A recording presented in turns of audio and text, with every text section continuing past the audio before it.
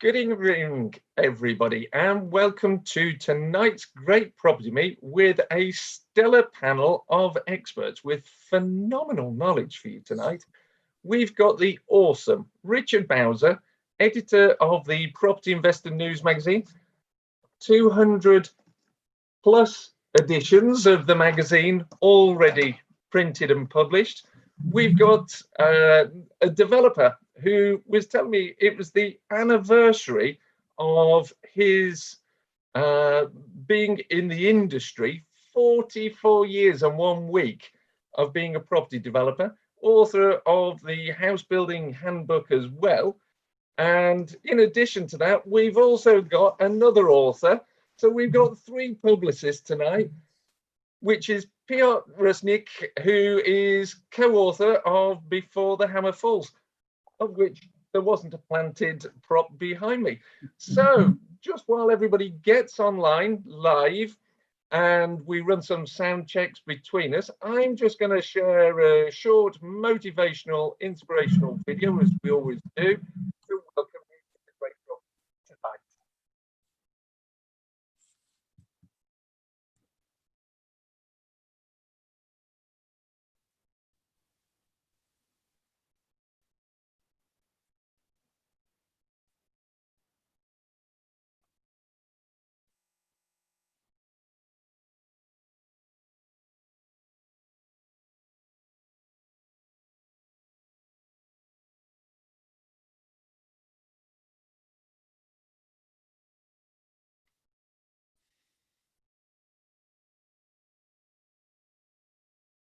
Shit.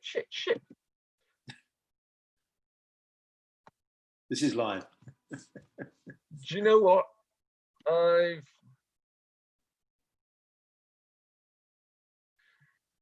I'm glad it's not just me that does this stuff. No, it's not just you, it's me. Hey.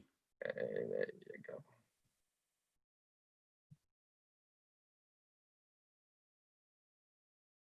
Yeah, Xena. Have you got that, gentlemen? Yeah. Perfect. Love it.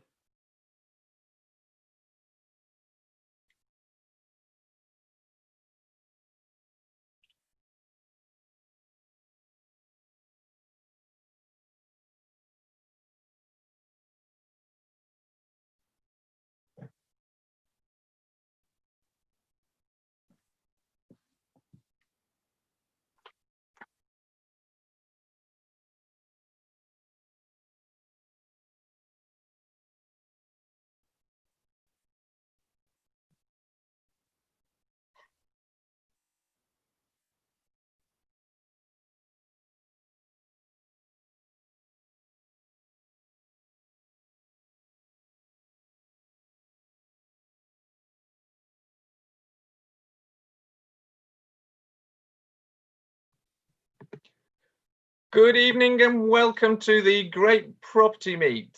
And thank you very much for all joining us tonight.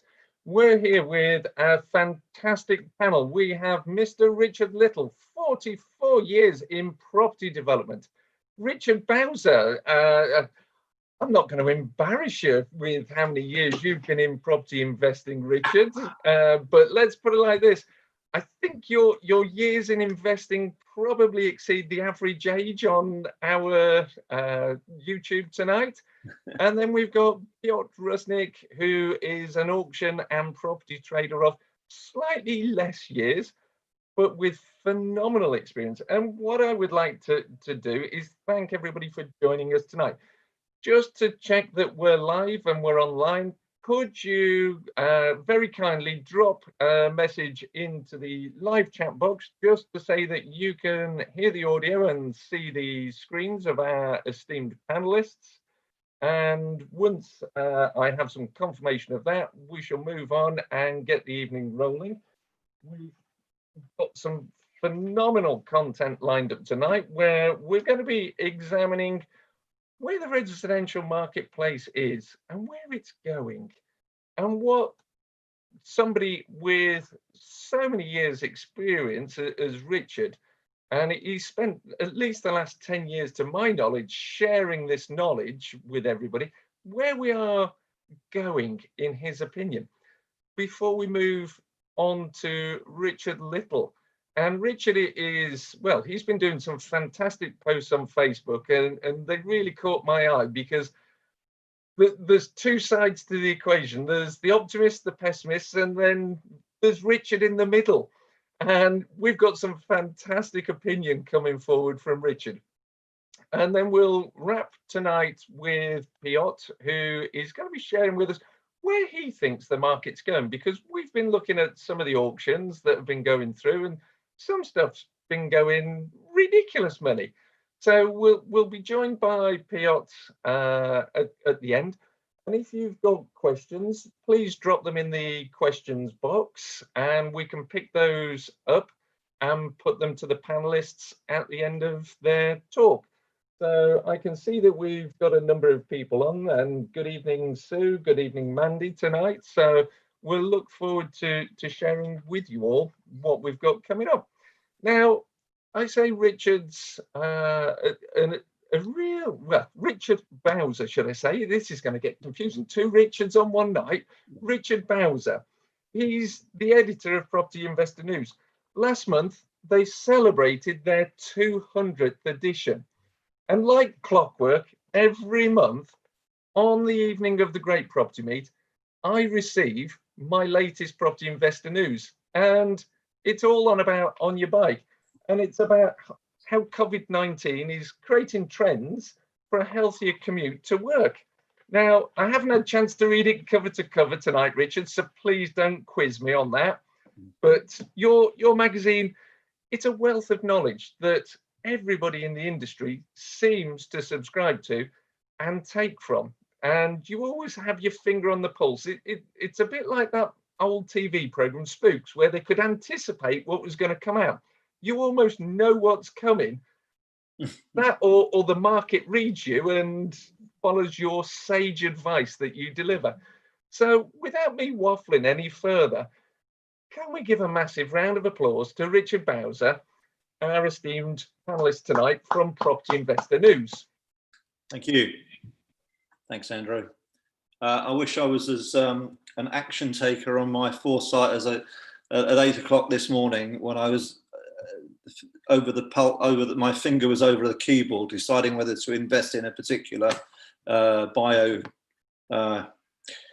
company that I'd been doing a bit of research on, and I wavered, and it's gone up 500% in one day. Yeah. And I pinged over to my colleague Peter in Sweden, and he's just got back from a short break, and he was telling me about the company that he'd invested in Sweden, a similar in terms of coronavirus research, and he invested it in February on the back of the fact that they were developing a flu vaccine, and he thought that was a good enough reason to punt a few thousand into it, and that's gone up fourfold as well. So he's a happy bunny. Unfortunately, I'm not. Anyway, moving on to property.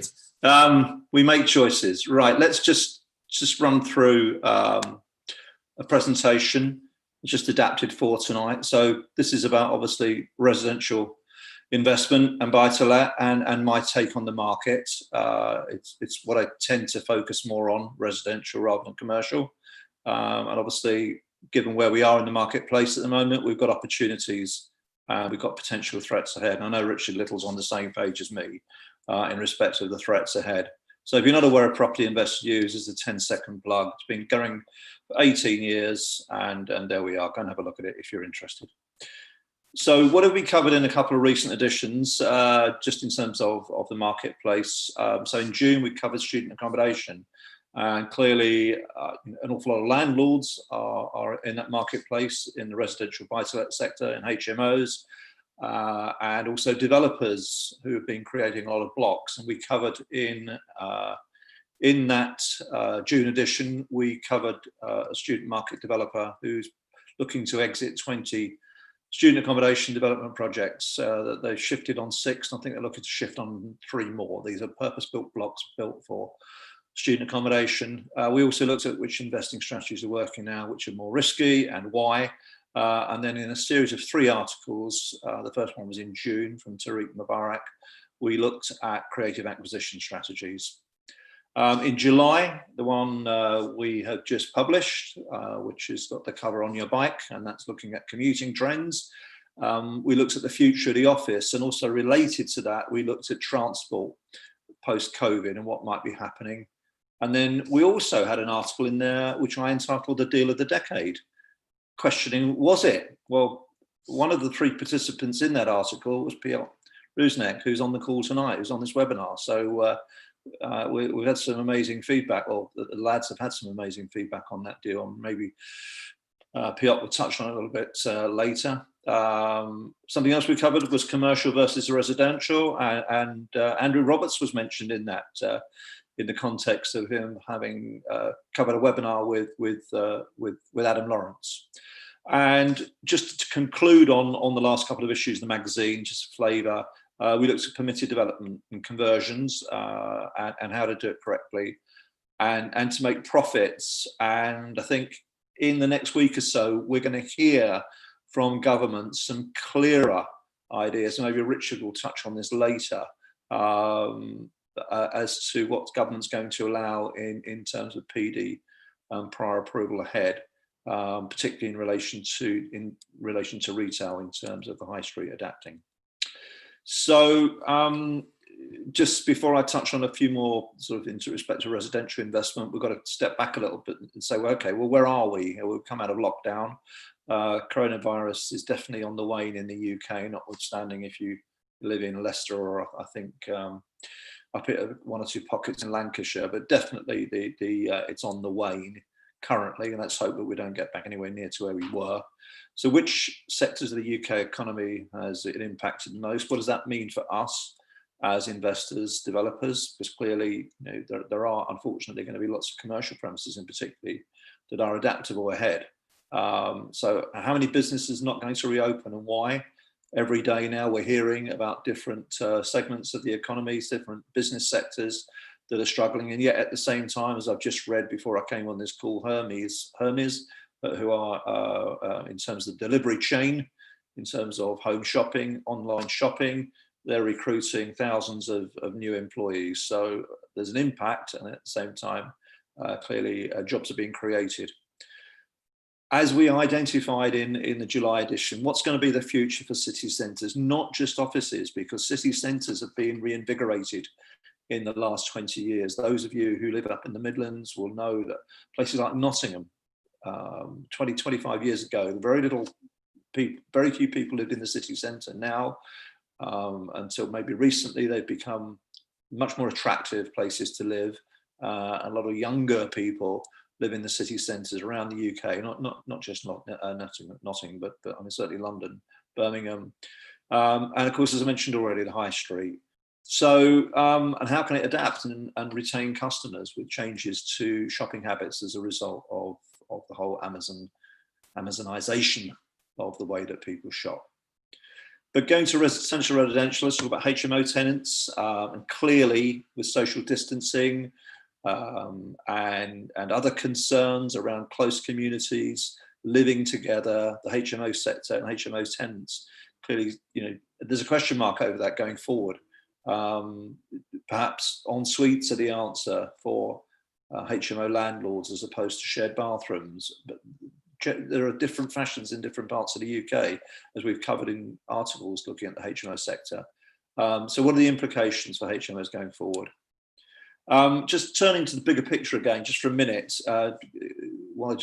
the economy. Now, Savills, whose residential research team I rate very highly, they are forecasting a V, that's the recovery. So they're saying 6.4% unemployed by the end of this year, particularly when furlough ends. We all know that, or we should know that come October, this furloughing scheme, which has been an amazing achievement, I mean, huge amount of confetti money being sprinkled on the UK economy. So they're looking at 6.4% at the end of this year unemployed in the UK. Well, then that's going to go back down to 4.3% within a year. So a pretty sharp bounce back at the end of 2021. And you compare that 4.3% data for the unemployment rate in the UK, with the fact that it was 3.8% in 2019, it doesn't look so bad. Now, that's one forecaster's observation, and obviously none of these things can be taken anything other than with a pinch of salt. When it comes to residential values, and of course Savills are an agent, so to speak, a lot of their business is centered around selling property. So that, most organisations that do that tend to be somewhat more positive than negative forecasters. But Savills are forecasting over the 5-year period up to end of 24. They're saying that they're looking at an average price growth across the UK. Average house price was up by 15%. As always, there will be winners and losers, and Savills are forecasting that the Northwest region, average prices in the Northwest are going to go up by 24%, but in London, not including prime central London, average prices are only going to go up by 4%, nominal, not adjusted for inflation, over the next 4 or 5 years. Now, on the other hand, the Centre of Economics and Business Research take a more pessimistic view. They're saying that average property values in the UK are going to be down by 15% at the end of 21. And that they're forecasting that in 3-4 years' time, the recovery will only be back to where it was at the beginning of this year. As I say already, regional trends, values will differ. So as I'm sure Piotr will, and has already been mentioned, will affirm, the market is really hot in many places, really strong. I mean, Rightmove data out today reinforces that as well. And some very busy auctions and lots of healthy numbers of lots on offer. Liquidity in the market is very strong, and some of that is coming from the support that government has issued out to companies and individuals with the furlough scheme. All these schemes that government has taken a very strong stance in comparison with 2008, 2009 to support individuals and support businesses, but furlough is going to end.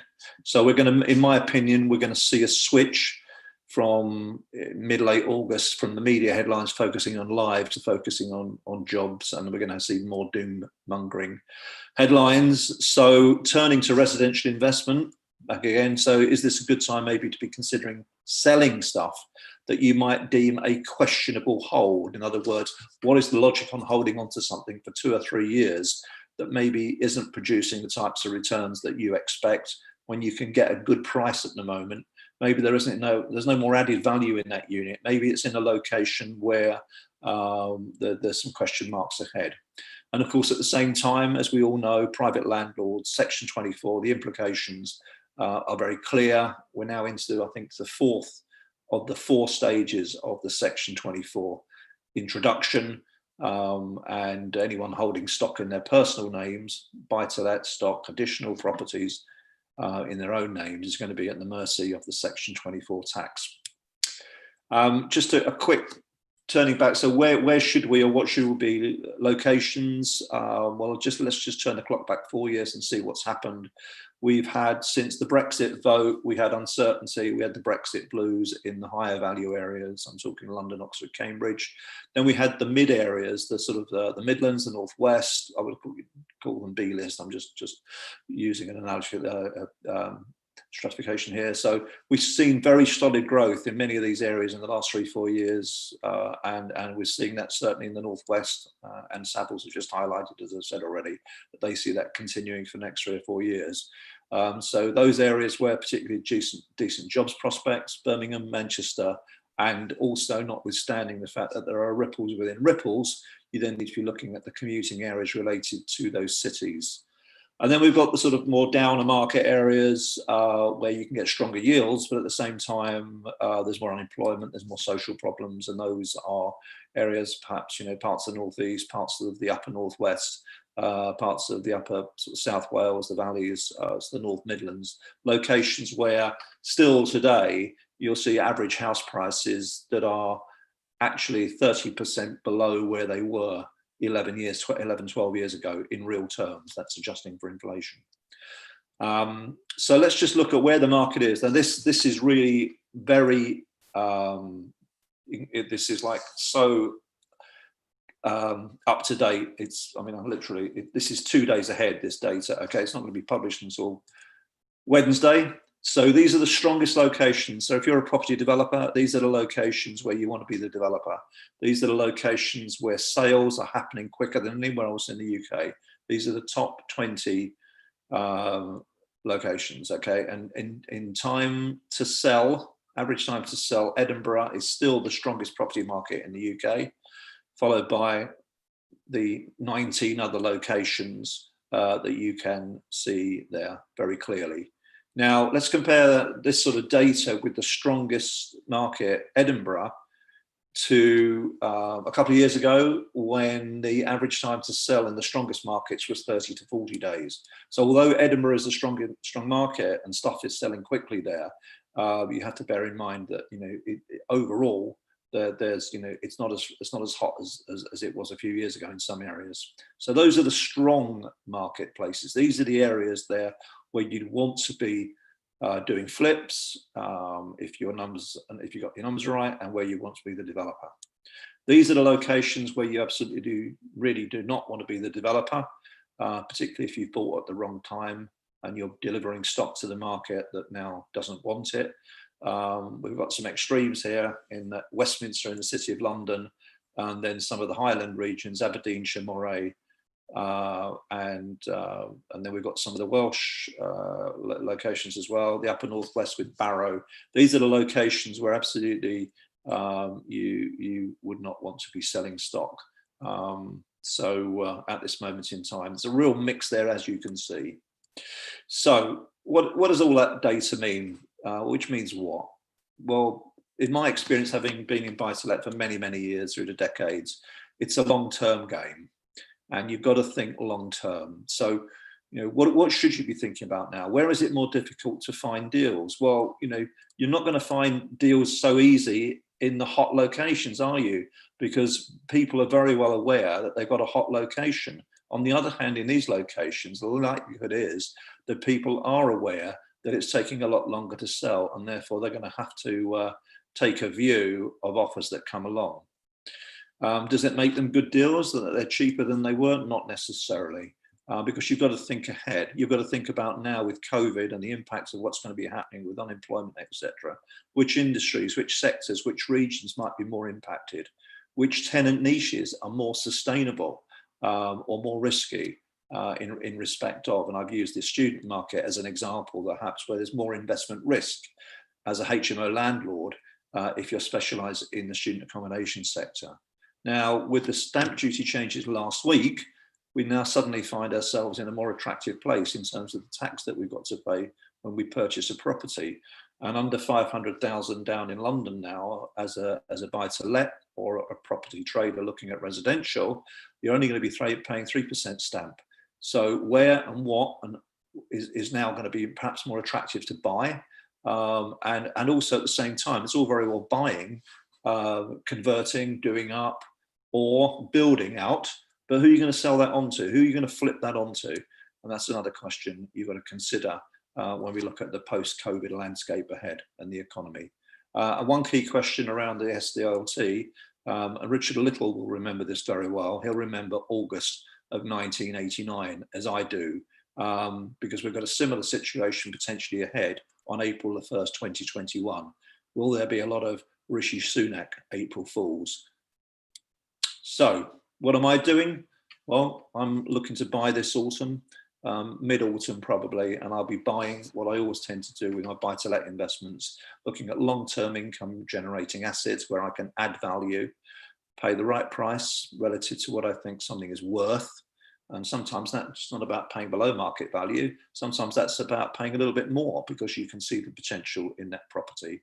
And then I just look at managing the cash flow for 10 years. I pay a lot of attention to the first tenants that I put in, making sure that there's robust referencing done. And because of that, I think we've got to expect a more serious recession now. And the rental niches with solid demand in your patch, they're going to be the critical ones to success ahead. Stress test your ability to survive, and also not just in property, but in your businesses and your career. And that's my talk. I hope that provides some food for thought. I've whizzed through it because two other guys have got a lot to say and some very interesting stuff, no doubt, to discuss tonight. So Property Investor News, $7.95 a month. Speak to Ranjit. that's my slides. Hope that helps. Andrew? Well, I think that was pretty impactful. I mean, you've covered everything from the latest news with Hermes recruitment, which is a positive story. Yeah, absolutely. The city centre changes in Nottingham, the fact that liquidity is strong, and that seems to be what's driving prices at this precise moment in time. The Northwest, a 30% rise. Now, I've got a very good friend who's just relocating to the Northwest, and he's going to be sitting there going, boom time. London, flat, interesting. 3% over 5 years is pretty flat. And, socially affected areas, 30% down still based on 2009. And, you end on there's a more serious recession coming, and started with Savills talking about a V shape. Is that Savills being optimistic because they're a market maker, or what?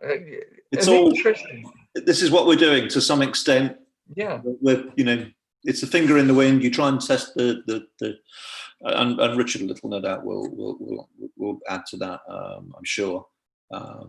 But yeah, I mean, I just thought that'll set the scene, give people food for thought as to where we're going. Perhaps we've all got an opinion. And one interesting point I just want to make on the low value areas is where I've personally got a number of investments in low value areas up in the northeast, and I've actually seen some really quite positive the last 6 months, both in terms of price trends, but also in terms of rentals as well. So and also the housing benefit social housing sector, we've seen changes there with the LHA rates, which are quite positive. Those people that are brave enough to take on those types of tenants, and not everybody should be investing 300 miles away in this social housing, local housing authority market, unless you've got really good people who understand the management side of it. No, you need a good team of people to manage what you do. And I think you're particularly brave because you live in the southeast, you invest in the northeast. And I think that's very brave. I'm not that brave to take that hands-off leap like you do. Yeah, well, I've been doing it for quite a long time now, but also I understand the culture, I understand the marketplace, and distance investing far away from home. It is obviously more risky, and people shouldn't underestimate it. Chasing yield is all very well. But you've got to manage that risk, and that if you're 253 miles away, that is absolutely about having a good team about you, which is thankfully I do. Yeah, brilliant. Well, all I can say is there's been a couple of comments online which I think your slides didn't share when you started. I did drop you a message, but I think the slides didn't share. Right. But everybody's sort of saying that you gave a really awesome talk. Now, does everybody agree with Richard? If you agree, drop your comments. If you disagree with it, drop your comments. And if you've got questions for Richard as well, that's Richard Bowser at this point, also drop your comments in the comments box. And what we'll do, we'll pick those up and sweep them up and pose them to Richard. But what we'll do now, Richard, I'll let you go grab yourself some lubrication, because it's hard to keep talking for such a long period of time. And we'll move on, and we'll take a look at the development marketplace. I was impressed, by the way, that this panel, you must have actually picked all of us on this panel to put into this month's edition of Property Investor News. I thought that was quite timely. Yes. I must have been reading your mind. But thank you for that. No. And if you haven't subscribed, Property Investor News is fantastic. It comes with a free book, Before the Hammer Falls, and I've got a private message for you from Charlie as well about a book which we need to get sorted as well, Richard. But moving on now, it's time to have a look at development. And I've been reading a few of the posts put out by Richard Little of late. And Let's put it like this.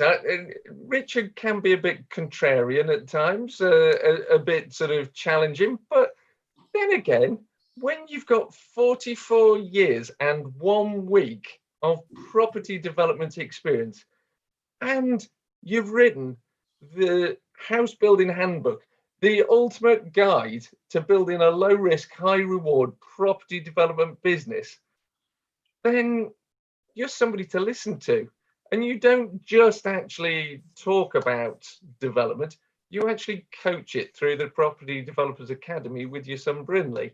So you've covered it on all facets. And what you don't know in development, with all the years you've had, and you actually started in the trenches in development, it's not worth knowing. So I'd like to give a really warm welcome to Richard Little for him to share with us his perspective on property development and why people are paying over the odds and why some people are being too pessimistic. So big warm welcome to Richard Little. Thank you, Richard. Thank you, Andrew. Most kind. I've realised in the last week that it took me 44 years to learn the business. Now I'm going for it.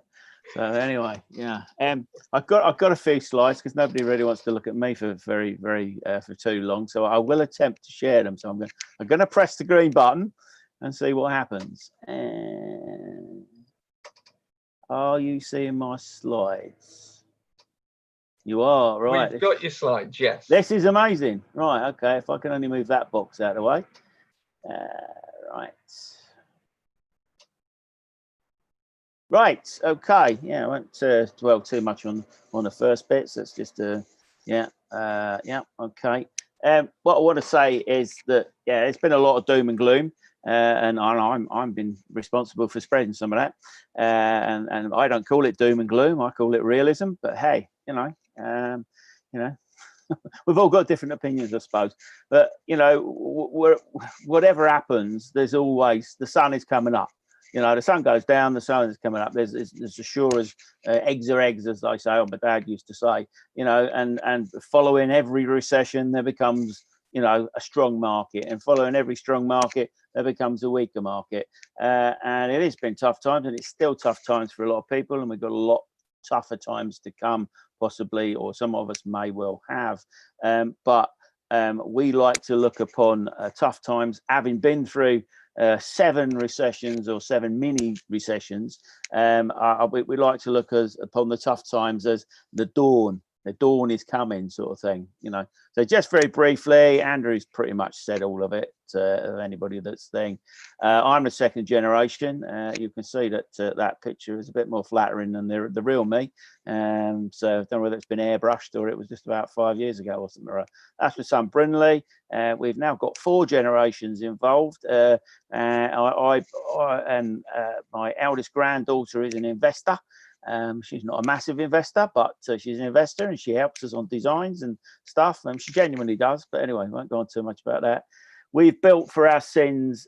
We have no idea how many, but we know it's more than 3,000 homes. They have mostly been houses, a few flats. We've done a little bit of commercial, and we've done some conversions, about 300, something like that, over the years, since the 50s, in point of fact. So I haven't done all of those.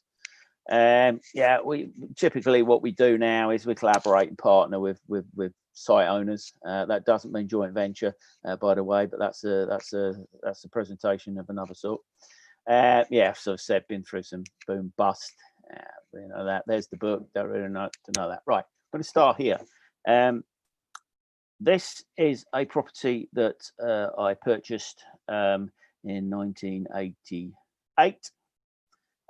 Just before we came into a bit of a recession, a big recession, and other than Richard, I don't expect anybody will remember that. Andrew was possibly in his diapers or whatever. And I brought that. We sold up all our developments in and around Hertfordshire, Bedfordshire, Cambridgeshire, because I fancied a change. I wanted to go and prove myself, the sort of normal thing, possibly. I was only where I was because it was a family business, and I've got to go off and prove myself. So I did that. We sold up. I can now tell the story that we actually sold up before the recession started. So we saw it all coming. We got rid of all of our units, etc. But I'm going to be honest with you, it's just pure fluke. Pure fluke. We didn't know anything was coming. We always know that there is some bad times around the corner, followed by the good times. But so I've invested not everything, but pretty much everything into that. And the bottom line is, it ended up with a High Court judgment. So the HCJ, which was for quite a considerable amount of money, many hundreds of thousands of pounds, in fact. And it took us quite a while to come out of that. I've always been a man of, probably, I don't know, commercially stupid principles, but principles nevertheless. Didn't want to go bankrupt, etc. Made sure that everybody was paid, except for the Lloyds Bank and the HMRC, and I can live with that. Now, roll on 40 odd years. Again, this is about timing. I've been doing this a long time. We've just come to market with these. It's only 7 units to market, 3 are being kept. We've just come to market with these, which is not the best time to come to market. That said, I appreciate what Richard said about, prices at the moment. It's pretty good. We're hoping that we can ride out this little bubble, if you like, in terms of whether they call it pent-up demand or whatever, I don't know. The SDLT thing was, it doesn't apply to some of these properties because they're 600,000-700,000, but it does apply to 4 of them. No, 3 of them. Anyway, that might help. It applies to all of them in terms of savings, but it's not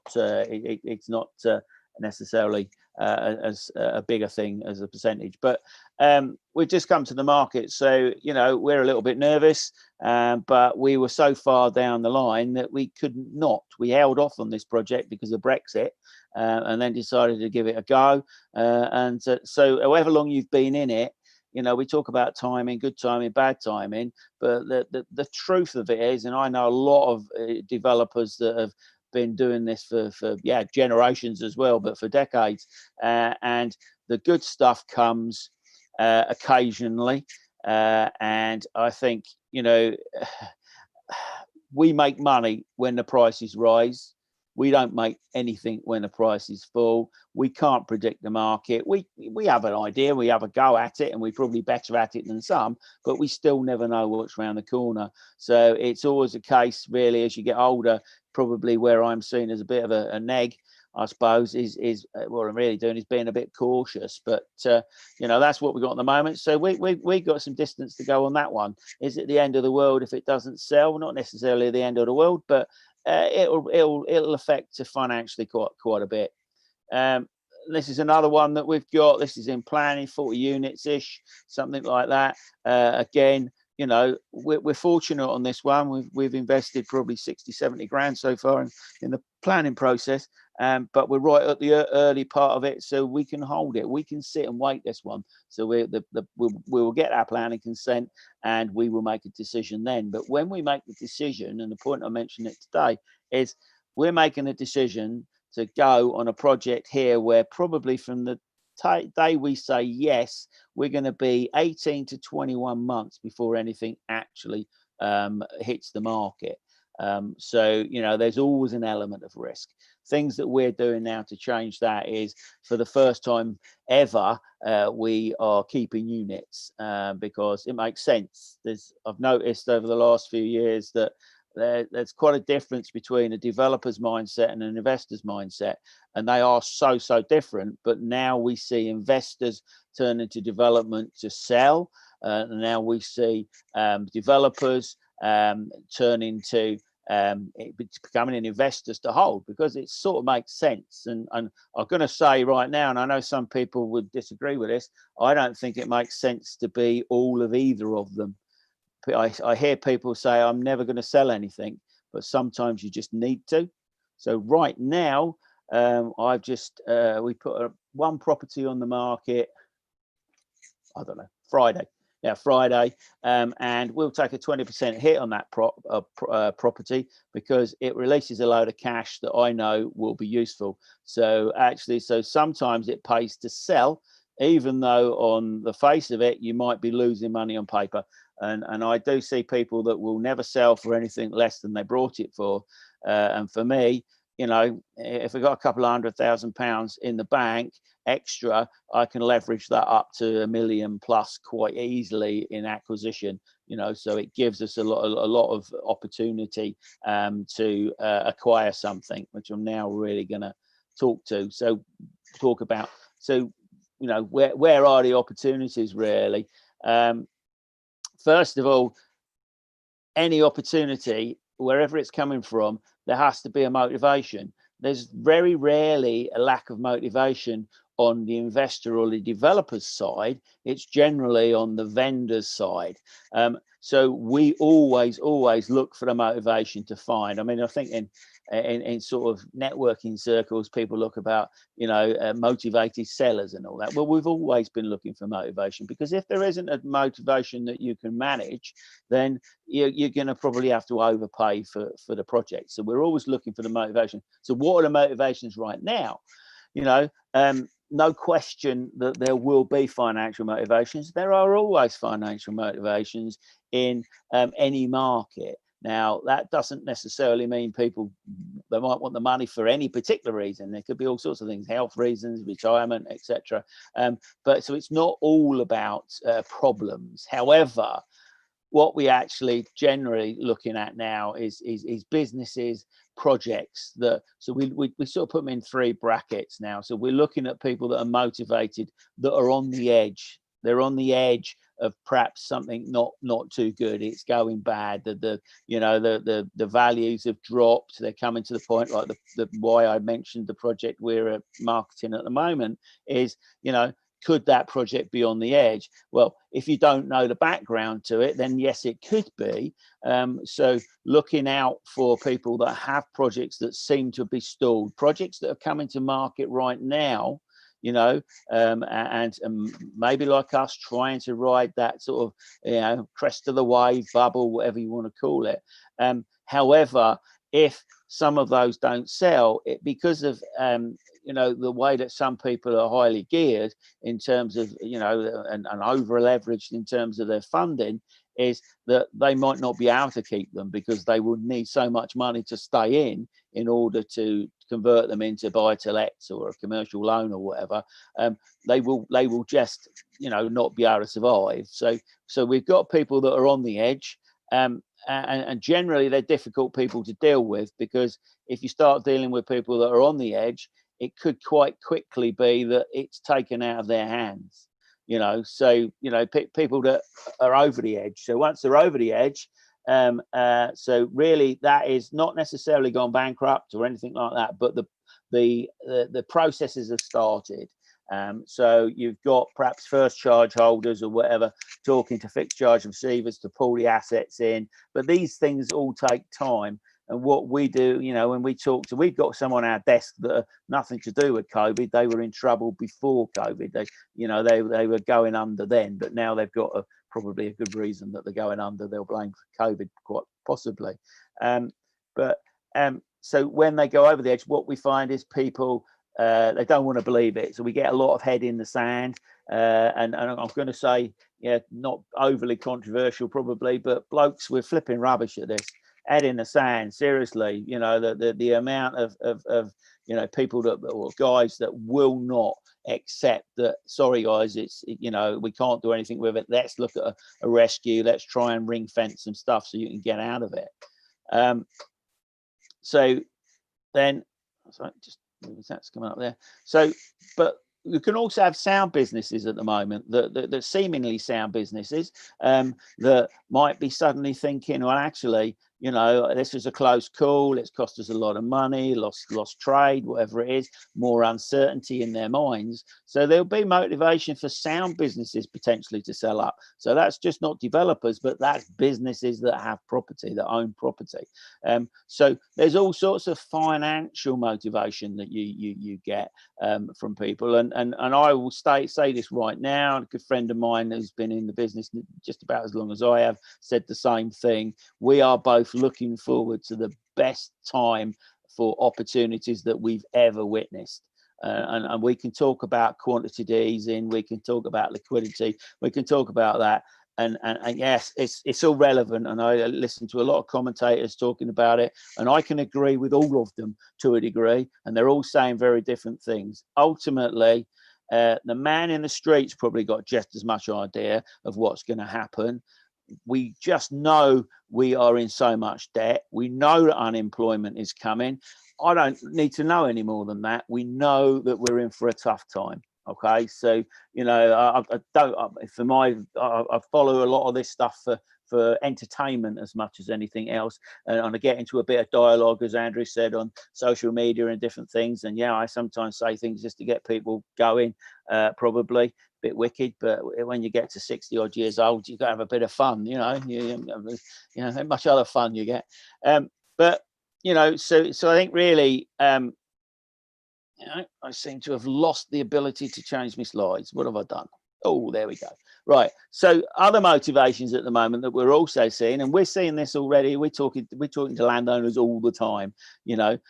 So lifestyle motivation, you know, the obvious stuff, this new world that we're talking about, and you know, we have an opportunity to create a great new world, but that's again another presentation, I suppose. It's going to be very different for all of us what that looks like. Some people will be trying to get back to the old world as quick as they can, and that's fine. It doesn't matter. But I think there are a substantial amount of people that are looking for difference. They want to do something different. It's been a great opportunity for, maybe it is the older generations, to sit back and say, what is all this about? You know, and actually maybe bring forward some plans, you know, what they were looking to do. The other thing is, you know, space. You know, one thing that's been quite apparent, I've been on a lot of webinars and done a lot of interviews and different people, and what we're very fortunate, we've got loads of space, very fortunate, yeah, inside and outside, we've got loads of space. But I appreciate that many people don't have that space, and I think once you've been in lockdown, like we all have been, the lack of space becomes a bit more important. And how long do you have to live something before it becomes almost, yeah, so meaningful that you will do something about it? You know, people will be looking for what happens if something like this, what will happen if something like this happens again, you know, and you know, and so question it. So there may be people that will be looking for more space or different space. You know, people might have a nice spacious apartment, you know, but actually, is that what they want as they perhaps move through the years? You know, perhaps they want actually less space, but in an area where there's more outside space. I don't know. We're just putting a, you know, to sort of the options really. A massive amount of talk about home working. Listen, we've been talking about this. Richard and I can have a good chat about this. We've been talking about home working, you know, for decades. Now, is this the catalyst that will actually make it happen? I believe it will, but equally, I don't believe it's going to be to the extent that people are talking about at the moment. It's very hard for some people to work at home. You've got to have a job that you can do from home, and that actually cuts out quite a lot of the people in jobs in the country. So it's actually, you know, I've had people on Zooms and stuff like that where they're just balancing a laptop sitting on the end of the bed. That's because it's the only space they've got. They might perhaps got young children or whatever they have, and so hey, it's not that easy. You know, one of our family, she's, you know, she has to attend court hearings and stuff like that. And at the moment, there is dispensation, so that can be done virtually. But I don't think that's necessarily going to, you know, going to be practical going forward for some. It's great if they can do it, but those people that are attending that court hearing have to have somewhere secure to actually, you know, attend the Zoom or whatever. So, but I think what we're saying is things are going to change. So it's looking at how that's going to affect your particular investment strategy or development strategy, really. I've done it again. There we go. Excuse the thing. Right. So I'm not going to too many more slides. Really, is what we've got a saying. Where's me saying? It's here somewhere. Right here. I'm going to read the saying out. Lots of people make lots of money in the good times. and fewer people make even more money during the tough times. And that is when I say we have a saying, I don't know if my dad always told me, but I don't suppose it was original from him. But this is very, very true. People get fabulously wealthy through other people's tough times. Now, a lot of the opportunities that I talked about there, motivations, they're going to be people that are perhaps distressed properties, distressed projects, distressed businesses. Now, some people will feel bad about seemingly taking advantage of that, but I would always sort of say, you haven't caused it, providing you haven't caused it, then actually, there is nothing wrong with it. So you haven't caused that problem. So there is nothing wrong with actually taking on that opportunity and making some money out of it. So the 4 components that you really need is you need the deals. So if you're able to find the deals, and hey, they're pretty difficult. Piotr manages to find some, but he works very, very hard at it, and no doubt he'll tell you how hard he works. Experience. So experience is not everything. I will say here, old fogies like me say I've been doing this for 44 years and a week, but that don't mean I'm any good at it. So I've had people that have been doing something for 20 years, and when you start talking to them, you think, wow, how have they survived 20 years? They're probably average. They're probably pretty good. So your experience that you have needs to be relevant to whatever it is you're doing. And just because you've had 40 years, somebody with 4 years experience can still offer quite a lot. It's probably quite useful to have somebody that's perhaps been around a little bit longer than that. But cash, what's the saying? Cash is king, I think, Andrew, isn't it? And believe me, it is. So absolutely is. Absolutely. So this will come across really, really weird. We've been stockpiling cash. We've been gathering cash in for some time now, for probably best part of 2 years. As of a lot of people, I know a lot of traders, a lot of investors have been trading like mad. It was in the Brexit thing because they knew something was going to happen, and that cash, it's amazing what sort of deals. BMV, is it below market value? The amount of deals you get from distressed, and when there's a volume of distressed stuff, the cash is so if you've got cash, and the other thing that you can have is connections. So you might not have any deals, you might not have any experience, you might have any cash, but in these modern world, if you are good at connecting, Andrew is very good at connecting. He knows a lot of people. He can bring people together. It's like a puppet master, if you don't mind me saying, Andrew. You're pulling, or the conductor of the orchestra. Thank you, Richard. Thank you. That's very kind of you to say so. That's okay.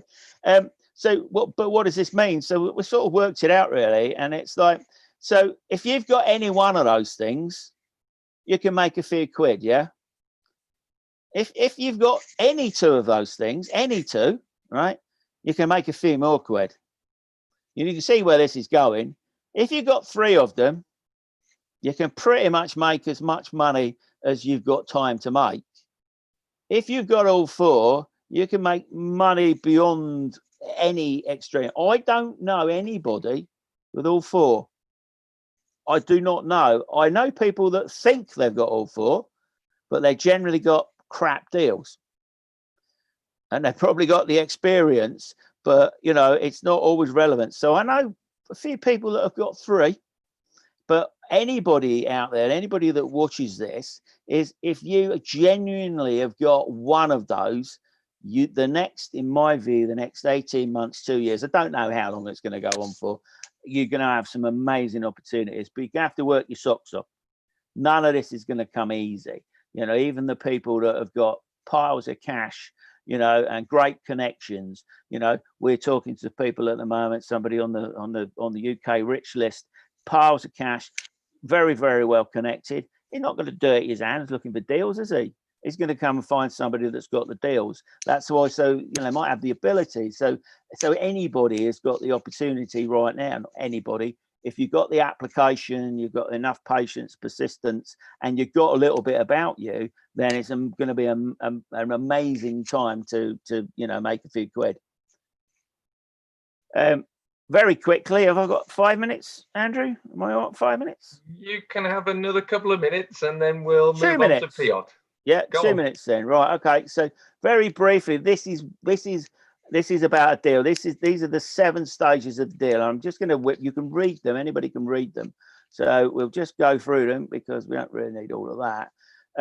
And there's a line there, and the first 3, so where you source it, appraise it, and secure it, is where you make the deal. That does not tell you how much money you're going to make, because the market might dictate whether there's a bit more or a bit less. But this is where you make the deal. And despite what a lot of people might think, through planning, funding, build, and exit, that's purely managed. It is no more than managed. If you don't get it right in the first 3, you will have one hell of a time managing it to actually catch up. So whatever you do right now, do not be tempted to overpay. Right now, the thing to do, and Mr. B said earlier, he's going to be buying, but it's going to be later on. Yeah, unless there's a deal that really is amazing right now, wait. Just wait. Don't do nothing, but actually go out there, be talking to people. If you're the connector or if you're looking for deals, we talk to landowners all the time. We're structuring our deals now. We've got stuff ahead of the terms in the last few weeks based on a very, very low base value. If the landowner is prepared to take some of the downside with us, then we will share the upside with them. So a proper collaboration, if you like. So just be mindful, anybody, great opportunity time, but actually it's in those first 3, the sourcing, the appraising, and the securing. And that's probably enough from me, Andrew, because Piotr has now just gone to the nightclub. Oh no, he's back. Well, thank you very much, Richard. I mean, that was a phenomenal take on development and where we're at and where we're going. I mean, Mandy has said she loves your reflections on life as you were talking. So you've obviously resonated there with Mandy. I mean, your motivations for sellers of sites, the financial, the overgeared, what I call the ostriches, and I think you called them blokes. So there aren't many female ostriches. Well, they're probably in real life, but no, I tell you what, yeah, you get the truth out of the females. Yeah, they just don't get the truth out of us. That's the problem. Totally. Well, I would endeavour to agree with you. I think the best time ever is the next couple of years ahead. And, you know, I love your analogy that the man in the street will forecast this as well as we can. It will, genuinely will, yeah. Once the Daily Mail tells him what it is, then he'll be fine. Yeah. But there are tough times ahead. But I think for those people who've got some knowledge, got some experience under their belt, and as you say, some cash or connections, the market is yours to take advantage of. And I love the fact that you've still got your mojo, even though you've been in the game 44 years and 1 week, Richard. So, I've only had it regained it in the last week, Andrew. Well, I'm glad to hear it. So if you've got questions for Richard, drop them in the questions box. There's been a couple of questions and stuff coming through, and we'll ask those after Piotr's given us his take on auctions and property trading. And we'll field those to our esteemed panel of superbly experienced property experts tonight. So I'll say thank you to you for now, Richard, and I'm guessing you'll have yourself a little glass of vino or something just to chill, or was it gin and tonic? I seem to remember, wasn't it? There you go, gin and tonic. And what we'll do, we'll welcome our final panelist for tonight. Now, tonight's final panelist, he's co-author of a fantastic book called Before the Hammer Falls. Look, it's in stereo on either side of me. And I believe your co-author is actually watching you live stream and wanting to know what the business is up to. You need to unmute as well, Piotr. Just an admin there. Yeah, I know. Super. Hope you can hear me okay, yeah? We can hear you loud and clear, Piotr. Beautiful. Now, you've got a nickname of the Auction Pro. And that is your Twitter handle and other handles. Now, I'm actually looking at the name that I gave you, and I gave you a nickname of The Alchemist because you dabble in every single property strategy and you mix them together and you make your own strategies just like a proper alchemist. Yeah, I guess the auctions are like that. It's a bit like a marketplace. You can find all the weird and wonderful things in there. So that yeah, what's the point? You cannot just pick, I'm only buying 3-bedroom houses in auctions, because then you might wait 3 years until you buy one. But if you just look at everything, then it makes sense. Well, I mean, you've been a trader for 8 years or more. You've traded over £20 million worth of property. So congratulations on the 2 deals. And you also host a fantastic property meeting, the Partners in Property, PIP London, and you're a brilliant host. You're a brilliant host down there. Thank you. And everybody's wondering what your backdrop is as well. But where in the world are you? Well, I thought that I would be in a quiet place, but it didn't. It turned louder, and well, as we went through the life. I'm in Marbella at the moment. I'm spending here a few weeks. I actually ran a networking meeting here last week, which was rather interesting. But yeah, I'm in Marbella at the moment and doing all those lives from here. Well, on that note, I mean, what do you think is happening in the world of trading? I've looked at a few of the auction lots, and there's lots getting pulled, lots that are going for 3-4 times reserve, which is like ridiculous, and yields which are down as low as 3%. And I'm like, how? Why? What's going on? You share with us your insights into where you think the market is and where the opportunities are and why things are happening. Yeah, so I think the market is at the moment in a place where pretty much everything sells. And also we've had some technological revolution to auctions, because auctions have moved from hotel rooms, a big revolution, because no one expected that something like that is going to happen so quickly. So I think in December, like, everyone was worried about the election. The election happened, we had the Boris bounce, and then we had the COVID restrictions, and all the auctions literally within a week had to move online. And that was a big revolution. And I think a lot of people were kind of afraid what's going to happen. But the auctions didn't do that badly. There was a lot of withdrawn lots because of the technological revolution. Previously in the auctions, anyone could just come into the room and bid on the day. Right now, the auctioneers require people to pre-register, and that means they know a day or two before the auction which lots aren't going to sell, because there won't be any bidders for this. So that's a number one revolution. It's quite a big thing, and that's why we see the results. Some auctions are like 90%, 95%, but that's because the lots that weren't going to sell were withdrawn, so they're not counted in the unsold statistics. But still, auctions do quite phenomenally well. I'm going to share the screen with you just to show you the latest kind of results. For example, also presidential, they sold 38 million pounds worth of property. That was only 2 days ago, and 81% sold. Few other auctions did really well. Stratton's did well. They sold, I think, 11 and a half with 90% sold rate. And there wasn't that many withdrawn lots yet. There were 4 or 5, not that many, comparing to some of the other auctions. There was a lot of good sales there as well. So in terms of auctions, they do phenomenally well. They are sort of fueled by people who need to spend their money. I don't know what motivates some of the people to buy the properties that they're buying, but they sell. And I think, when was it that I was speaking at your meet, Andrew? Where was it that you went away to Italy?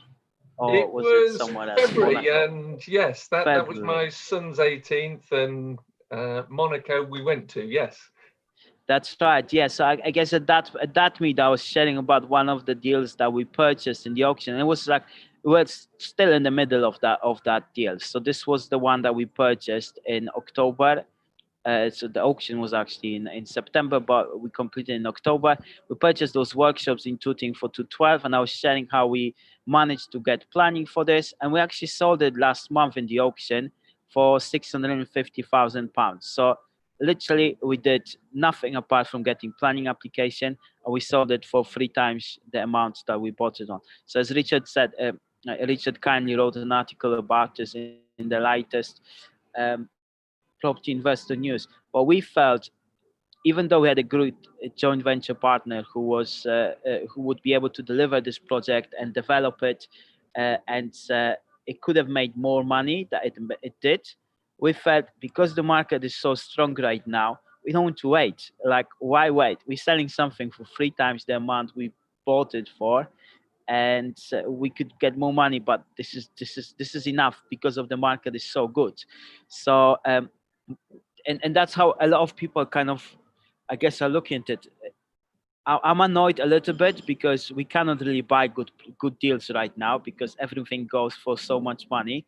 But then at the same time, I'm able to sell a lot of properties for my clients well because everyone is buying, and as long as you position those things well, they're winners. So I guess we just need to adjust to what's happening right now and wait a little bit because this is a patience game. It's people have money, they want to spend it, that's fine. But if the market turns, it's the people who still have the money that are going to be making the best deals. So I think that's where I see things. That's how we position it. We've got our sort of like, we're running this auction buyers club. We've got 12 people who are like serious buyers in auctions, and so we keep having calls every week, and everyone is kind of a little bit deflated, saying like, no deals, everything goes for crazy money.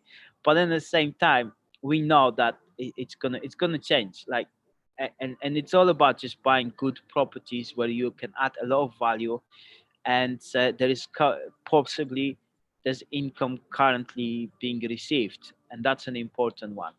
And what we see in the auctions as well is, I think, commercial auctions. There is a lot of attraction, a lot of demand for those sort of family-run businesses, family-run commercial properties that are let on longer leases instead of properties like Starbucks, Costas, and Primarks or whatever, because those are seen as more risky because that they just, if the market turns, they can just fold, and there's quite a bit of risk. While the family-run businesses, they can run fairly well even in the bad market because they will have, it's more of a lifestyle business, and people will always find ways to adjust. So that's basically what I'm seeing at the moment in the auctions markets. I'm selling this month. I'm selling 5 properties for clients in the auctions, and I think from what we're seeing, from the demand, how many people downloads the legal park and views the property, it is pretty active. It is super active. So I think right now it is a good time to be in the auctions market. Of months ago, I was saying this, that until end of July, probably it's going to be really good. I have no idea what it's going to be like from September and October, but I'm guessing there will be way more headlines about the GDP dropping and more unemployment and things like that, and that's going to impact how people perceive things. And currently, the government is doing a lot of interventions to alter how people sort of respond to the market and respond to what's happening. And that's kind of, it's a bit like giving drugs to a painkiller to someone. It doesn't remove what the underlying problem is. It just kind of gets you going until hopefully things are going to be well. But if things aren't going to be well, things aren't going to fix themselves, then there will be a lot of deals coming up. I think there'll be a huge amount of deals, Piotr, and brilliant insight into the traders' mindset and marketplace at this moment in time. I think it's really important that we have a look at the whole way that the market is changing. And the auctions and property trading is almost the finger on the pulse, the barometer of where the market goes, because you feel it there very fast. I mean, you made some astute observations about the online auctions and how for years organizations like EIG have tried to push forward with the online auctions, and there's been some resistance about it's got to be done in the room. All of a sudden, within days, they're running online auctions and the marketplace has moved, and you're seeing the same hot market I'm seeing, and I'm also seeing the statistics looking very good, because they're pulling the lots so they don't offer them because of the pre-registration. I think that was spot on. I mean, do you think that will be here to stay, the pre-registration? I think the online auctions have kind of like won the hearts of buyers. Buyers love it. They have no hesitation on spending 500,000, million, 2 million on online properties. In terms of auctioneers, I think their personality is slowly starting to accept that online auctions are here to stay as well, because of how much smoother the auction process can run with the online element to it. Yes. Perfect. Well, I love the fact that you've exited your deal without greed as well, and Jay's saying that particular deal makes his heart skip a beat. That's great, and you've made a really important point, and this comes with wisdom, and it's about buying where you can add value, and it also has an income stream from it. That's real smart stuff, and that shows wisdom and experience there coming through. I applaud you for it. And I was intrigued because my observation is family-run businesses in commercial property seem to have ridden the wave of the COVID-19 situation, paying their rents, and the nationals have sort of gone, nah, not going to pay up. And then as soon as they decide to open doors, they start paying. Now, do you see that affecting valuations on commercials? Because a lot of blue chips tend to have commercials valued a lot higher. What's your thought on that, Piotr?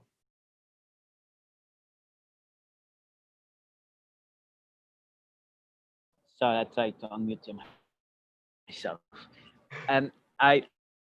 I think it does affect valuations, and also like I saw some of the Waitrose shops not selling, for example, because they asked for rent reductions and they asked for monthly payments, and that's a massive Waitrose shop. You wouldn't expect that from Waitrose, and those shops would normally sell for 4.5%, 5%. That's the kind of yield that people would expect, and now at 7%, it was not. I think Waitrose in somewhere like Chesham, or like quite an affluent part of sort of northwest London, and it didn't sell.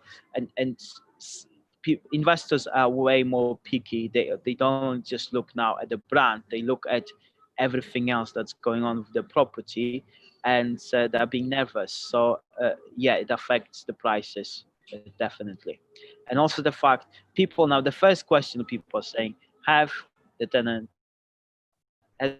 paid their last rent? Are they going to pay next month?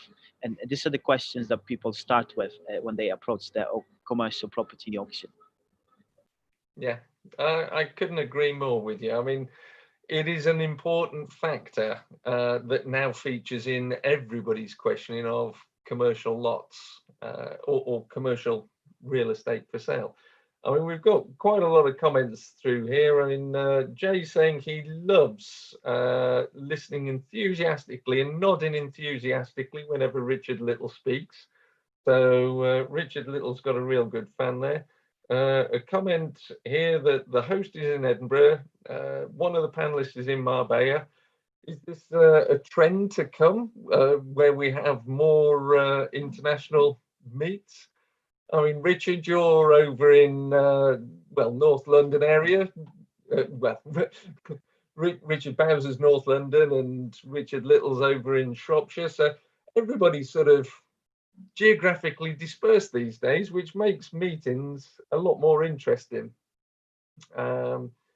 Rex, remind me to have a word with you about Rex afterwards, Piotr. Something to do with books and a course he's attended with you. And Joe Bichetti is commenting that he's a distance investor like you, Richard, 424 miles away, and he's got a great team of people helping him and running his portfolio. So it shows that the investment is going on. Now, here's an interesting comment from Charles for all of you. We'll start with Mr. Bowser first.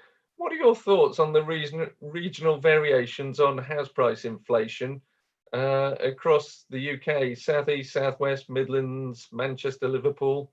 What stands out for you? Is it tourism? Is it industrial areas of decline?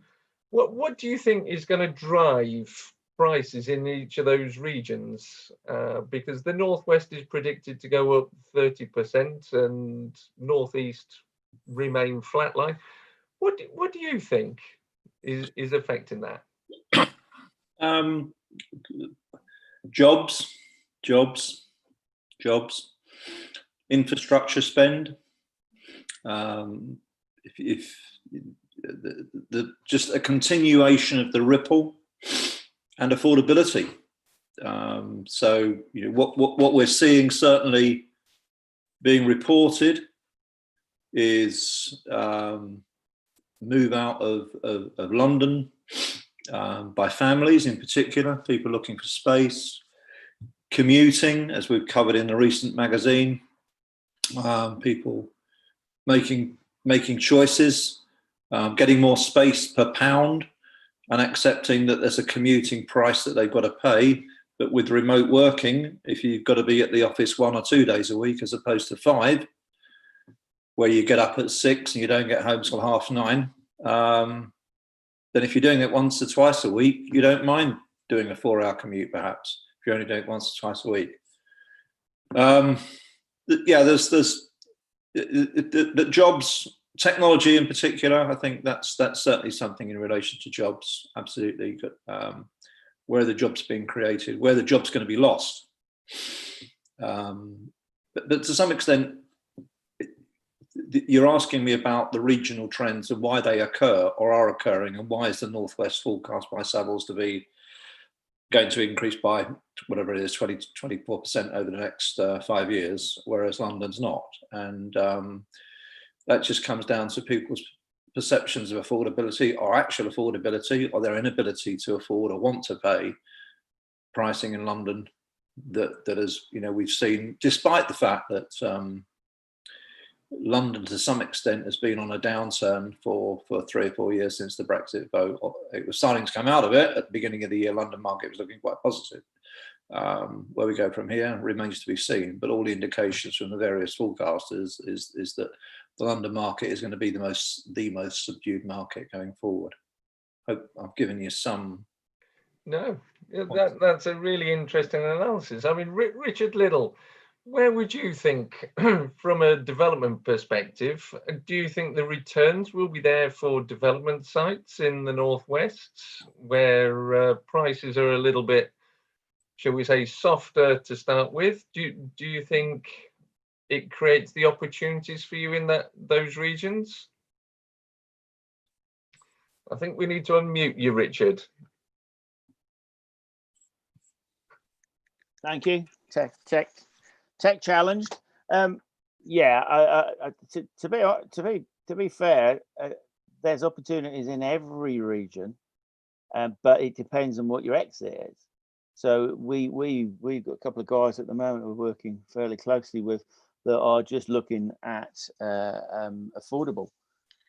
So we actually offered on a site about 3 weeks ago where the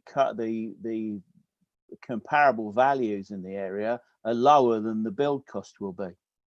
So £100,000 an acre, and they snap your hand off, and the registered providers will give you decent return on that, whether it's a turnkey or whatever it is. So in really low value areas, there's opportunities.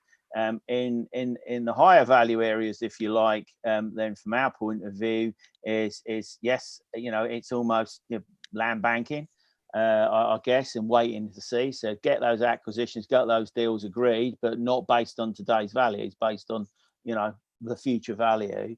But I think that the strongest thing really is if you are developing to hold or largely to hold. So developments that are probably partly affordable housing because of the scale of them, and you're prepared or able to hold the rest. So for us, it's what my dad used to call just boxes. So family homes, so 2, 3s, maybe some 4s. Not too much in the apartment space for us. Never has been, to be fair. We've done some, but and if somebody needs them, then you'll do them. But I think for me, in many areas, that's probably a little bit too risky, and I don't think we'll see the growth there. But yeah, the northwest is not so far from us, and interestingly, we don't have anything. We don't work with anybody up in that area. We know a lot of people, which is probably why we don't work up in that area, in the nicest possible way. There is an element that you don't want to tread on everybody else's toes. It's not all about me, this business. I mean, certainly from a developer's side, once you get a bit of a bit of credibility, if you like, then there's a lot of talking behind the scenes.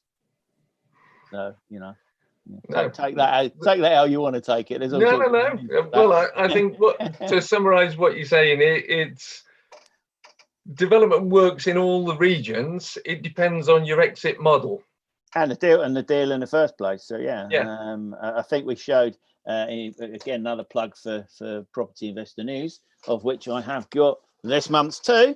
Like Piotr hasn't read it all yet, or like Andrew hasn't read it all yet. But we put in there the impact in a relatively small fall in end values on land value. So it just did very briefly, 10% loss in GDV, if you like, in end value does not mean 10% less on the land value. It could actually wipe the land value out completely, or it could be a 20, 30, 40, 50% thing. And I'm amazed at how many intelligent people don't get that. Maths is not the strongest in a lot of people when I see these things, and you think that's not a deal. And I think we'll agree. Do you see yourself trading more in the north of England and less in the south of England, Piotr, or are you just going to keep trading all over the UK, wherever there's a good deal? Yeah, I'll just trade whatever. I did a deal in Aberdeen, I did a deal in Portsmouth. So as far as I'm concerned, I cover south to north. We can't summarize that any better. I do like mostly kind of like London and surroundings area, because it just gives me more confidence to I mean, I always do deals with confidence, but it's just like when I can travel more easily, it just there's more comfort with it.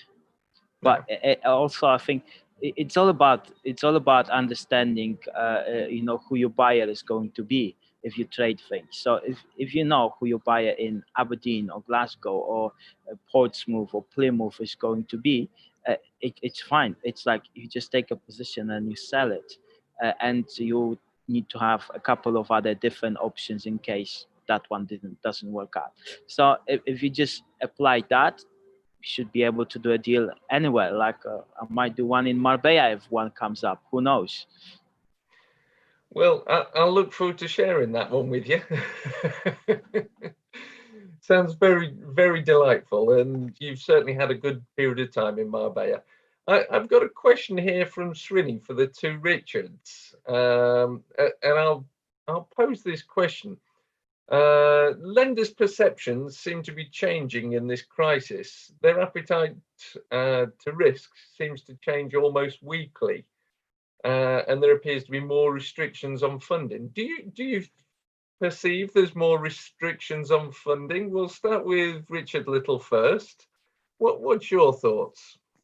Yeah, they do change almost daily, and at the moment you can't blame them, to be fair, because they have no more idea what's going to happen than anybody else. So I think what lenders are doing, they're looking at their loan book and they're looking just like a bookmaker would see. They're sort of assessing how exposed they are in certain geographics, how they are exposed in certain development type project sizes, etc. And they'll change their criteria to that as well. So you might have a similar deal in, I don't know, in Oxford as we have in Shrewsbury. They might not lend to us, not because it's us, because they're perhaps overexposed in Shrewsbury and for a similar deal than they are in Oxford. I think we expect too much from lenders. I think they get a lot of stick, quite rightly sometimes, because they're evil, some of them. But anyway, probably won't have time to expand on that. But they do get a lot of stick because I think people believe that that they're there for their benefit. They're not. They're a commercial entity. They've got to look after. And what I don't get is people don't understand risk. People think, oh, well, I've got £25,000 in a deal. I only want to borrow £200,000, and the house is going to be worth this and that. And when you look at it, if you try and put it back to them, they wouldn't lend money on it, but they expect lenders to, or the lender might, but they want to charge more. I think there are some naughty lenders out there. Evil was probably just thinking of one or two, but there are some naughty lenders out there. But hey, they're in a commercial world. And I think the other thing that people don't always realise with lenders, depending on who you're borrowing from, it's not all their own money. They're often leveraged their own fund of 20 million, 30 million or whatever. Certainly are those newer to the development space and they're leveraging that with somebody else. So they may get, 3-4 times the amount of cash they've got from another lender. So they're sitting in the middle. They're taking perhaps a cut, as it were. Right now, if they've got what we call an overexposed loan book, they're getting pressure from other lenders. So people don't always realise that a lender is also likely to lose their house. Yeah, well, it is one of them things people don't actually see it from both sides of the equation. And having worked inside a lender, a lot of what you've said, absolutely spot on, is what's going on inside. Mr. Bowser, what's your thoughts on it? Because you tend to have a really good strategic overview on these things. Yeah, I mean, obviously, Richard just covered a lot of the key points, and his observation about lenders, not being any wiser than most of us is, in my experience, is accurate. Probably anecdotally, if we think about it in recent weeks, in terms of the first-time buyer residential marketplace, nationwide decided that, to go from 95 to 85. And then for their own good reasons, they reassessed the risk and looked at the tea leaves and whatever, whichever way the wind was blowing outside the office on one particular Monday morning, and said, hang on a minute, we'll go back up to 90% again.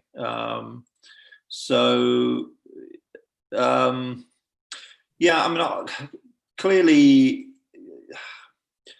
it'll be interesting, I think, Richard, to on the development lending, to see and on bridging going forward, just whether we see a reversal based on what the forecasters are on the analysis in terms of London South East, perhaps the other more positive regions going forward, whether lenders will take a different view from 8-10 years ago, where it was, we'll lend anything in around the M25, but anything 100 miles away, not with a barge pole. And so that'll be interesting to see from a development perspective, development lending, bridging. Mm-hmm. Resi, straightforward. Yeah, again, as just mentioned, it just comes down to, I think what we saw with the, I'm trying to think the acronym now for the review of the financial I'm trying to think of the name of the organisation, but there was the review with was it MMR, Mortgage Market Review. So obviously what we've seen in the last 3 or 4 years is much tighter scrutiny in terms of people's affordability. I mean, when I look back to, pre-2008, and when we had 3 or so years of confetti money being, the whole no money down scene, 2004, 2007, save day refinancing, etc. Going back to 2002, I remember doing a commercial mortgage for like 2.25%, with NatWest, the times have changed. Different markets, markets, and like I say, there's a different set of circumstances now than what we had 10, 12 years ago, and a different set of circumstances post 9/11. Well, I think there's enough wisdom on this panel here with the property cycles that we've all been through. And the thing I think all of us would recognize is that this is going to be unlike any other because of the fact that it wasn't caused by an economic situation. It wasn't caused by a jobs situation. This is caused by a health situation. It wasn't about banks over lending and over trading. This is a health thing. It's not company balance sheets. So it's a weird sort of one. Now, you mentioned something interesting earlier, Richard Bowser, and that was about the working from home. Now, this is going to affect all of the panelists here in terms of the opportunities. And with the NPPF, the National Planning Policy Framework Review, March 2020, and Boris's Build, Build, Build strategy, talking about the brownfield sites, completely demolishing commercial units and rebuilding them as residential. The change in work practices. I'm been in Scotland. I've a member of my family in Scotland has said he has no plans to return to the office because he has an 1.5-hour commute to the office and back every day. So that's in both directions, 3 hours a day. He said he's so much more productive. And I'm hearing that a lot from energy companies, from banks, from city institutions, companies across the land are talking about downsizing their office requirements. How do you think that's going to affect the property marketplace, particularly commercial and commercial valuations, but also residential? Will that cause pricing to sort of dive off a cliff as more gets converted and comes into supply? Piotr, what's your take on that to start with, and then I'll ask the two Richards. I was afraid you might ask me about this. I was like, no, not me. No, I'm the kind of person I would rather listen to what both Richards say and then go and act on this, rather than try to come up with some wise things, what I think, and because what I think doesn't really matter. To be honest, I just think if people move out of offices, we now want to find an office in somewhere like Mayfair and or St. James's, because in 2 months' time, I think those will be very affordable patients. And that's how I look at things. I just don't go too far into the future. Don't try to predict things. So I'll let the other panelists cover that. So I think to sum up what you're saying is basically you don't like to get caught holding the baby. You like to pass the baby on before it stops. You just discovered my strategy, Andrew.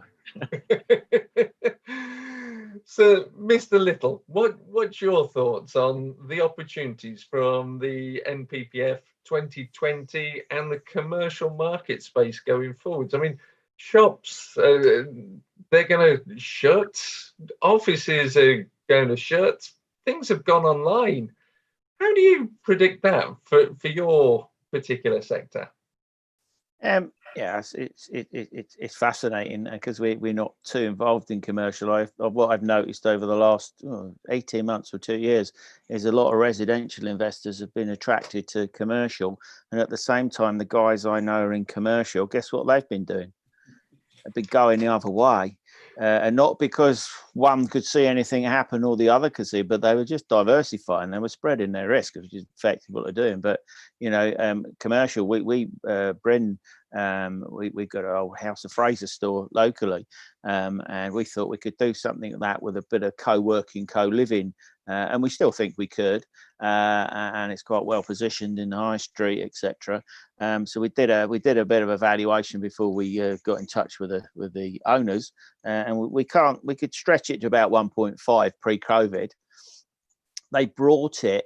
Bren will probably tell the exact number. They brought it for about 8 million 5 years ago because they were buying it on a yield basis. House of Fraser, that property has no future in what was its previous use or its current legitimate use. So there's going to be massive opportunity, but I don't see there's any point rushing. There's probably going to be some further PD changes in terms of change in retail, but a lot of those are in protected retail areas. So it's going to have to take the local authority to sort of change their mind about designation and things like this.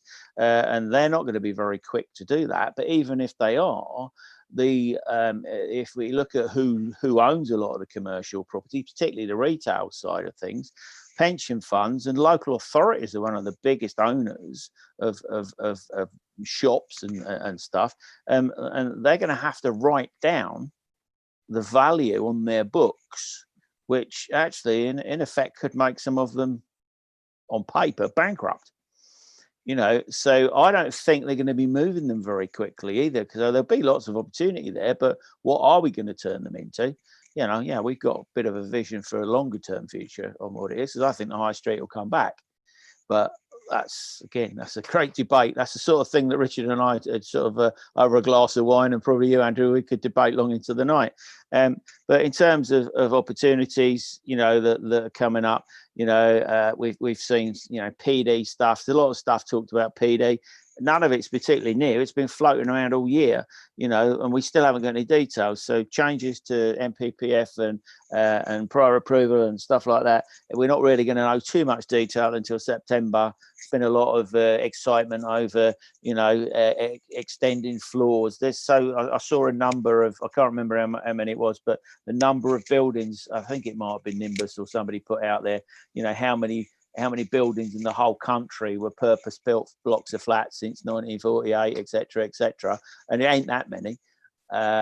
So actually, all the people that are running around after them, well, good luck. Needle in a haystack, it's probably like to be, and we're going to have all sorts of issues on sunlight, daylight with that, so I think we will see. I think some more changes to prior approval. That's what they normally do when we've got some problems.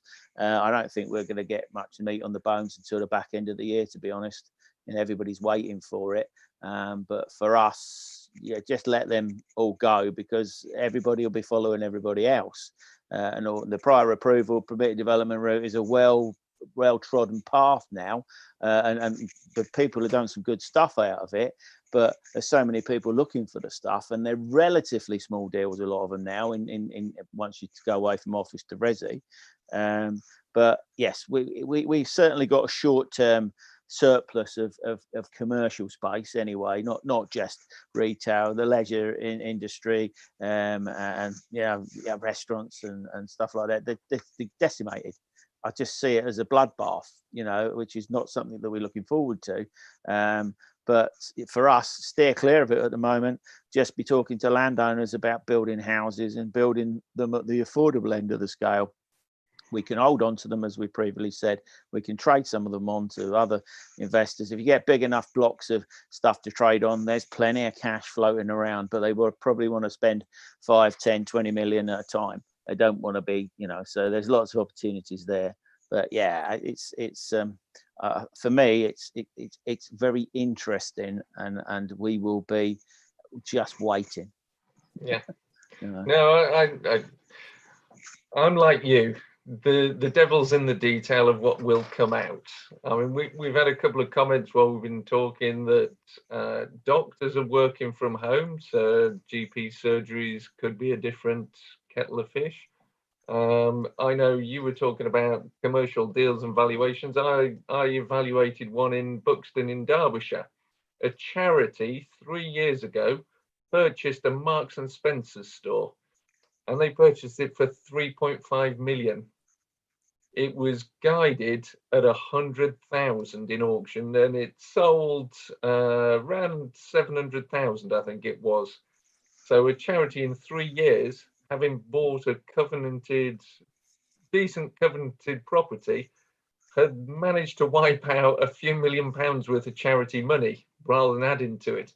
Richard, I mean, where do you think the marketplace is in commercial, given working from home and what Richard and Piotr have said? Okay, well, just picking up on the observation about doctors and GP surgeries. I mean, my wife is a doctor, and I can tell you, working at home, it may very well in theory, but in reality, that's not what I'm seeing. In fact, I had my ear bent most of yesterday about her workload last week and the workload this week, and it's not sitting on a Zoom meeting, whatever. It's very much being at the coalface in the surgery. I think sort of, again, you know, Richard's given us a lot of food for thought there, but I think absolutely there's going to be a lot of potential opportunity with repurposing of retail, offices, department stores. You know, it's interesting that you made the observation about local authorities dabbling in commercial. In fact, we've got a piece in the current edition about that, about the nonsense that's been going on with local authorities seeing themselves as commercial property investment specialists. And as already been mentioned, yeah, there's going to be a fair few casualties there. Can we go and invest in Iceland as well while we're at it? That was the last thing they got their fingers burnt on, wasn't it? Yeah. But I think it's exit. It's all very well picking up this stuff, but what are you going to be doing with it? Who's going to want it? I mean, Richard mentioned earlier, or was mentioned about, you know, converting commercial property into residential. Well, you know, they don't tend to get converted into houses, they tend to get converted into flats in the majority of cases. Although I did look at one last week where it was going to be converted into two ground floor offices, a 2-bedroom flat above, and then and creating a 1-bedroom, effectively a house at the rear, and that was commercial premise. But again, you know, in cities in particular, and in a certain city, there's already a glut of new build flats, and there will be. I mean, I think something I mentioned, I can't remember now, over the last few days, but you know, there's 15,000 flats, apartments being created in Leeds, and the capacity in terms of demand is about 5. Now, yeah. So start talking about commercial conversions into residential to flats in Leeds. What's that going to do going forward? Well, I think very much about really understanding your local marketplace and understanding what that repurposing is, the fundamental demand for that unit. Well, I see. I totally agree with you. It's about knowing the market, and I see things like the into situation and linking that with the potential for brownfield. There's too much retail space. They're all tin sheds. You've got the infrastructure of the roads and everything there. They're quite easy to knock those down and repurpose the land as housing. Yeah. And you could have a new housing development which is on the cusp of retail. I don't know. I mean, that's little bit of blue sky thinking from me there, but I'm conscious of time, gents. I'm conscious we're sort of running over our sort of 8:30 where we're aiming to finish at. I can see Piotr sitting there going, pina colada lined up for me. It's getting dark. And Richard's already on the peanut milker. Oh, peanut. Blackcurrant juice. Pinot Noir. What have I got? It's not as good as you guys. But I'd like to say a massive thank you to all three of you for joining us tonight, for some real insights into different sectors of the marketplace, for sharing your views, which actually I happen to agree pretty much with most of everything you've said there. And if you haven't already got one, there's a great book available from Piotr. Now, if you want that great book, I believe, and correct me if I'm wrong, if you subscribe to Property Investor News, you can receive a free copy of that book. Yeah. Is that the case, Richard? That is absolutely correct, yeah. And it's $7.95 a month. It's a brilliant buy. And if you're anywhere near Amazon, there's another great book also written by the fabulous Richard Little and his son Brinley, all about the house building handbook. And it's how to build your first house. It really is good. So all it requires for me to say is thank you very much, everybody, for tuning in. Thank you for being a fabulous panel. And we shall catch up, no doubt, after lockdown, and we can all get around properly and unsocially distance ourselves. Thank you very much.